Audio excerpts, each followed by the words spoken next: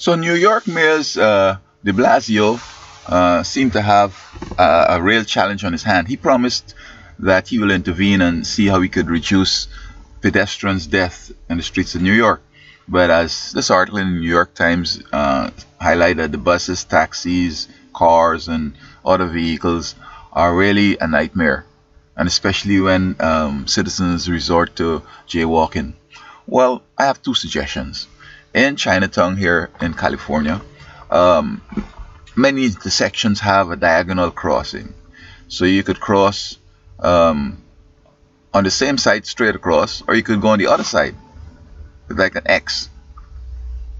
You could go a square around. So if you want to go over to form the hypotenuse, you go across straight and then you turn right and cross the street again. You just go across the diagonal down the hypotenuse and you're finished. And also in Toronto, Canada, some street crossings you go underground. So instead of crossing the street, perhaps an escalator could take them under the street, and perhaps on maybe in the same diagonal way or whatever, or have a basement at the intersection so that folks could go wherever they want. I think these two will help reducing traffic fatalities, and individuals have to be patient. I know New York is a place where people think they have so many things they want to accomplish in so little time.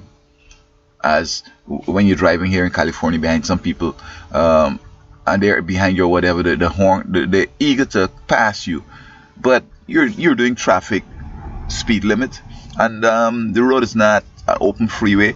There stops and go along the way, so people need to be patient. But with the diagonal crossing and the basement crossings, I think these will significantly reduce the level of deaths in New York.